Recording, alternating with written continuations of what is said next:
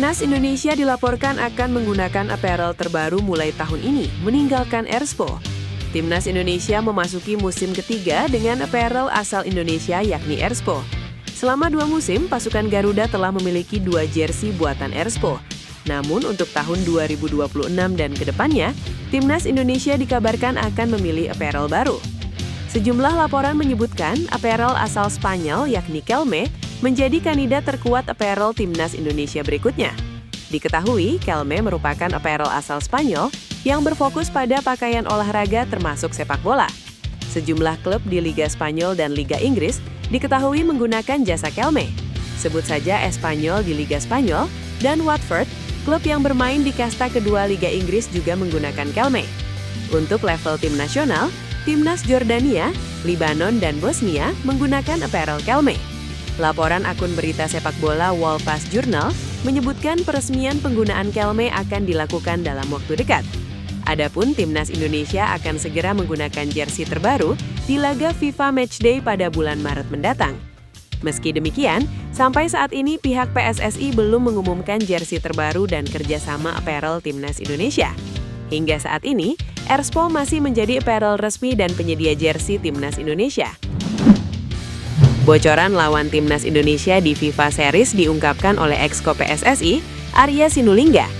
Indonesia akan jadi satu dari 9 tuan rumah FIFA Series 2026 yang akan dihelat bulan Maret mendatang. FIFA Series adalah turnamen kecil yang diikuti oleh 4 negara dari konfederasi berbeda-beda yang dilangsungkan di jeda internasional.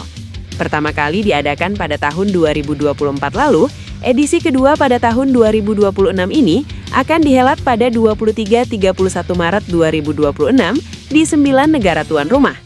Ajang ini akan jadi kesempatan negara yang ikut serta termasuk Indonesia untuk menjajal kekuatan negara-negara dari benua lain. Soal siapa saja lawan Indonesia di FIFA Series 2026 nanti, hingga kini FIFA belum mengumumkan. Akan tetapi, sedikit bocoran diungkapkan oleh Exco PSSI, Arya Sinulinga. Mudah-mudahan akan ada negara yang besar. Yang pasti ranking FIFA 100 besar, ujar Arya. Ajang ini akan jadi ajang pertama pelatih anyar Timnas Indonesia, John Herdman. Ketua Umum PSSI Erick Thohir pun menilai bahwa FIFA Series 2026 ini adalah momentum yang harus dimanfaatkan secara maksimal. Ini juga menempatkan Indonesia dalam peta sepak bola global sebagai negara yang dipercaya mampu menyelenggarakan event resmi FIFA. PSSI telah menjadwalkan agenda perkenalan John Herdman sebagai pelatih baru Timnas Indonesia pada Senin, 12 Januari 2026. Kepastian ini menyusul kedatangan Herdman di Indonesia pada Sabtu, 10 Januari 2026. Pria 50 tahun itu mendarat di Bandara Soekarno-Hatta bersama keluarganya. Dalam sesi peresmian besok, Herdman diharapkan memaparkan visi dan misinya dalam membangun pondasi kuat bagi timnas senior maupun kelompok umur U23. Tugas berat menanti pelatih yang sukses membawa Kanada lolos ke Piala Dunia 2022 tersebut, terutama setelah kegagalan Indonesia di fase kualifikasi Piala Dunia 2026 sebelumnya. Sebelum menghadiri acara peresmian besok pagi, John Herdman diyakini sudah mulai bekerja secara senyap. Sekadar informasi, Herdman ditunjuk sebagai pelatih kepala Timnas Indonesia pada 3 Januari 2026. Pria asal Konset itu menggantikan Patrick Kluivert yang dipecat PSSI usai gagal membawa skuad Garuda ke Piala Dunia 2026. Herdman punya rekam jejak bagus sebagai pelatih tim nasional. Ia tercatat pernah membawa timnas Kanada lolos ke Piala Dunia 2022 yang jadi momen bersejarah sepak bola Kanada karena jadi yang pertama setelah 36 tahun. Kepastian arah baru Timnas Indonesia akhirnya terjawab. Setelah kegagalan menembus putaran final Piala Dunia 2026, PSSI resmi memulai fase rekonstruksi dengan menunjuk John Herdman sebagai pelatih kepala. Momen krusial itu akan dimulai pada Senin 12 Januari 2026 saat pelatih berpengalaman Piala Dunia tersebut tiba di Jakarta dan langsung diperkenalkan ke publik. Langkah ini menjadi sinyal tegas bahwa PSSI tidak ingin stagnasi berlarut. Dengan kalender internasional yang padat sepanjang 2026, Herdman dituntut memberi dampak cepat sejak hari pertama. Herdman disebut telah mempelajari kultur sepak bola Indonesia sebelum menerima tawaran PSSI.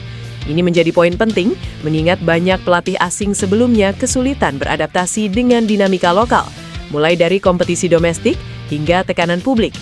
Pendekatan ini diharapkan membuat Hartman tak mengulang kesalahan pendahulunya, lambat membaca karakter pemain dan atmosfer kompetisi nasional. PSSI memasang syarat tegas, Hartman wajib tinggal di Indonesia selama masa kontrak. Selain itu, Hartman diminta melibatkan pelatih lokal dalam struktur timnas. Kebijakan ini tak lepas dari keberhasilan Nova Arianto yang baru saja membawa timnas U17 Indonesia lolos ke Piala Dunia U17 2025. Nilai pasar Jay Itzes melonjak tajam di tengah performa solidnya bersama Sassuolo pada Liga Italia 2025-2026. Bek timnas Indonesia itu kini menyandang status pemain termahal Asia Tenggara, namun memilih merespons pencapaian tersebut dengan sikap rendah hati. Jay Itzes menjadi sosok sentral di lini belakang Sassuolo sejak direkrut pada awal musim.